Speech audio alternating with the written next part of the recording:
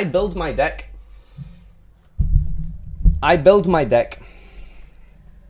And I live my life, and the principles I have are based on this one quote here.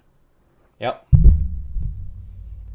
It's fine if you draw it, and if you don't draw it, it's also fine. I build my deck around this philosophy. Okay? This is how you deck build. If you guys need any cards, booster boxes, packs, sleeves, anything at all Yu-Gi-Oh related, then please check out YJOCity.com and make sure you use the promo code FarfaFIGO for 5% off all of your orders. Welcome to you boys, Locals Tournament Report. This is the first time I'll be playing competitively IRL for like a long time. I never really played Zoo at Locals. I think I played it for like one major event. I bought the deck and then sold it straight after. Spyro never interested me, so pretty much I've not been playing Yu-Gi-Oh for a solid like year or something. I've not like properly played Yu-Gi-Oh in person. But you know, this deck came around here. This deck, yeah, the deck that you know, none of these cards are over the age of 15, probably. Just saying, Konami, just saying. Fix your morals. So this is really fun. It's really fun. It reminds me of actual Yu-Gi-Oh! It reminds me of actual interactive gameplay and skill-based resource management and thinking ahead and planning ahead and setting up properly. There's some really interactive gameplay involved with Sky Strikers, and that's why I decided to pick up this deck and invest in it. So I'm probably going to do some kind of a reflection on Locals and stuff every week, maybe. We'll see how it goes. Just talking about how I've been doing, how my deck's evolving over the weeks and stuff, because I'll probably try different builds and things for Locals, and that'll be quite interesting and fun to see. So, let's just... I have not the perfect build at all. There's a lot of other cards I would rather play, but I just didn't have access to, or I just didn't play it enough, and this is I just wanted to play a super vanilla, basic, standard deck for my first Locals with this deck. So that's why you'll probably find that most cards are, you know, very simple. So the 3 Ray, and then I played a lot of hand traps as well. So, you know, I spent a lot of money on this deck, but it wasn't, you know, impermanence, a play set of that as well. Yeah, that's so much money. Maybe next month I'll invest in the impermanences. I'm probably going to need the impermanences for nationals, let's be real. So that's why we went with the Veiler. It's kind of like replacing that. It's pretty much it for the monsters. It's just Ray and some hand traps. Trap confirmed, boys. Trap confirmed. Now for the spells, non-Spyro spells, non-Sky Striker spells rather. 3 Foolish Burial. This card is good for sending Metal Force Fusion, and you can sometimes add back something relevant with Kagari. So I quite like it, because like turn 1, if you activate this, send Metal Force Fusion, that's 2 spells in your graveyard immediately. So I quite liked that interaction. And then for a 2-of, I played 2 MST. So arguably this could be Twin Twister for you know, going second stuff, but I figured I'd probably go first with this deck. But post sighting I actually went second quite often, so maybe it would have been better for sighting going second, a Twin Twister instead of this. Now you're probably wondering why only 2. It's not really because sometimes, it's really just because for card 39 and 40 in this deck I didn't really know what else I wanted to put in, truthfully. I just wanted, I got to like 38 cards and I was like, I'm kind of happy with this, don't really know what else to play, so I was like, fuck it, we'll just throw in some back row hate because it's Locals. And then some more 1-ofs here, Rota, Upstart, and Metal Force Fusion. So Upstart, just an extra spell engrave, Rota is another spell, Metal Force Fusion, as I discussed already with the goods.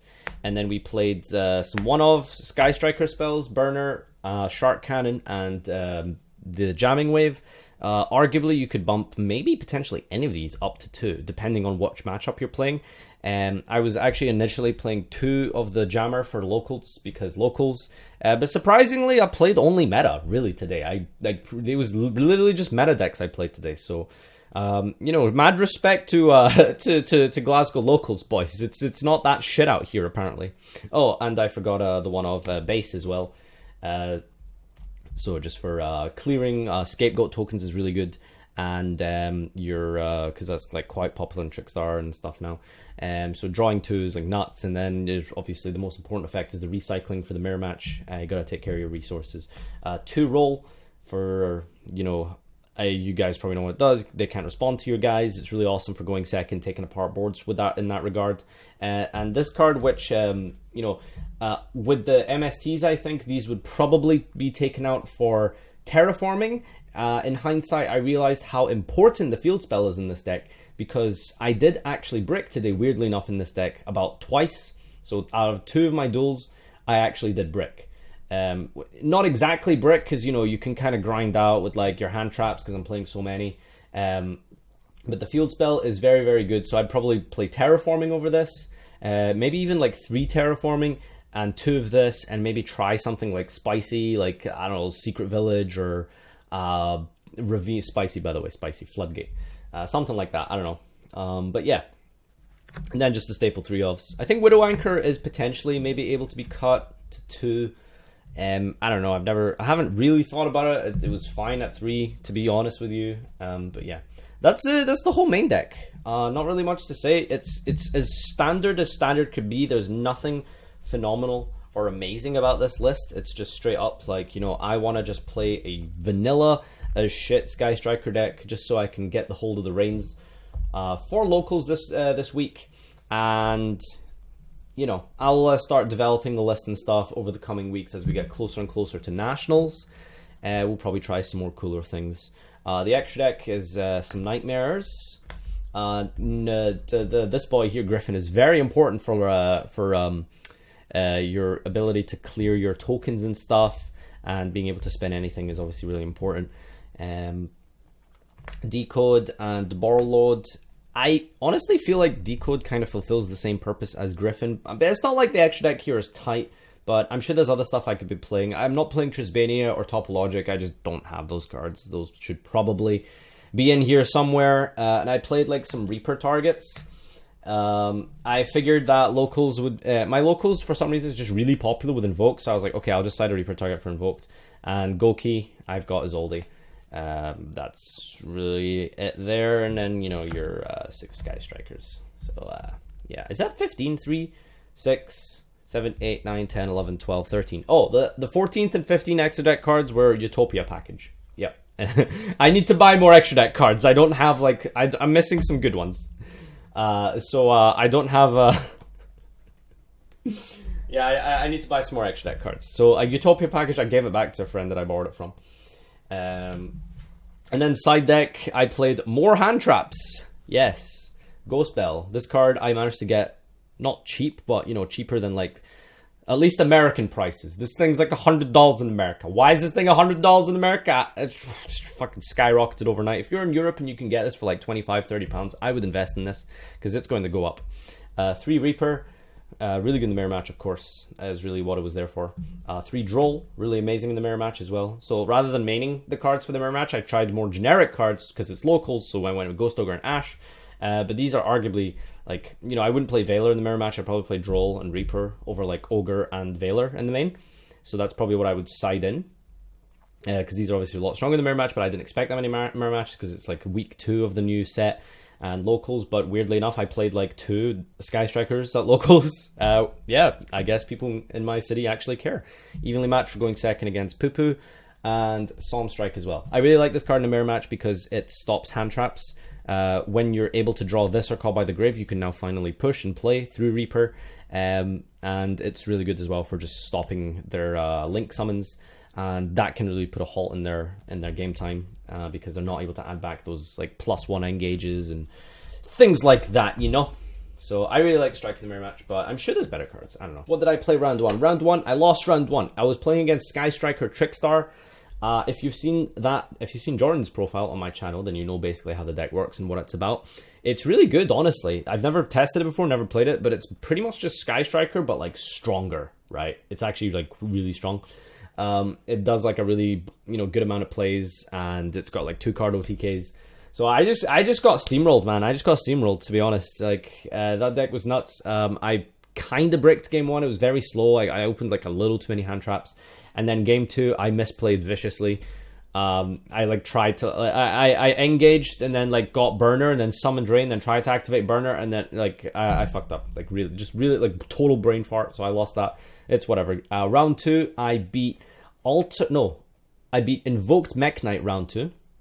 Invoked Mech Knight was a very strange matchup for me because I was like, well, here I'm playing against Invoked, I can put these Reapers in. But then I realized Reaper's not that good against that deck because, yeah, you Reap the Merkaba, but sure, now they just play Mech Knights. Now they just special summon Mech Knights and stuff, so...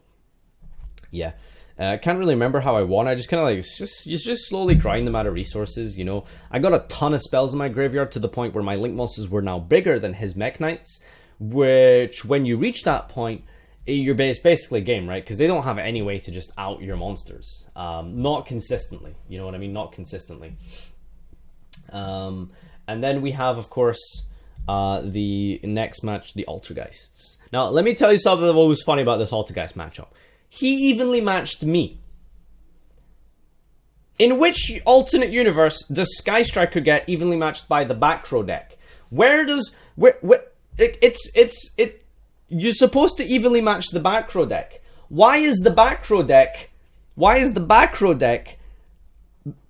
evenly matching the non-back row deck? I mean, you could argue Sky Striker is kind of a back row deck, but I was so confused.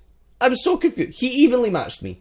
Not once, but twice. See, this was the funny thing, right? I rolled for like set 3, because I didn't think, you know, I can roll for as many cards as I want. Multi-roll, set all my cards I just activated. It's fine, you know, because it's Altergeist. What's he going to do? Bounce them? Lol, XD, Omega lol, thinking emoji.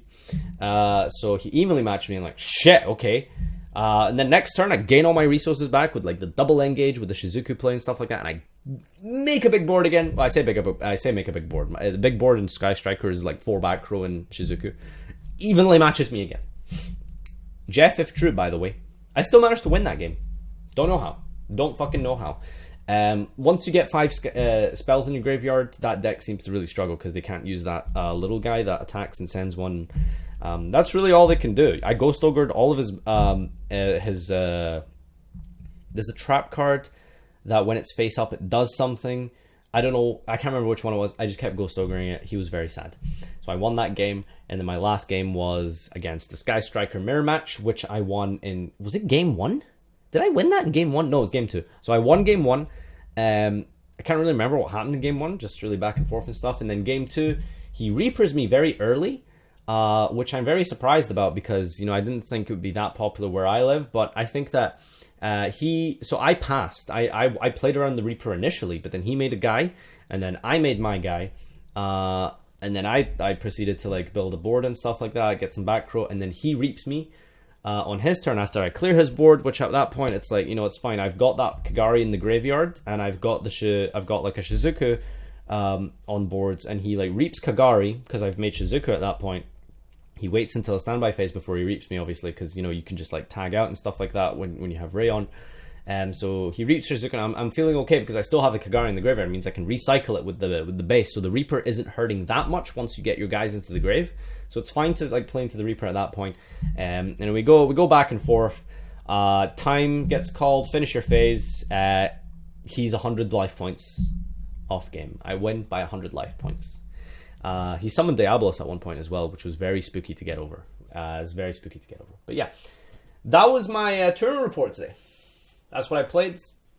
It was fun. I really enjoyed it. I was a little bit salty after the first round because I just misplayed so hard. It was like really depressing. But yeah, it was really fun. And that's really just all I got to say for what I've been doing today. Thanks everyone for watching, and see you next time.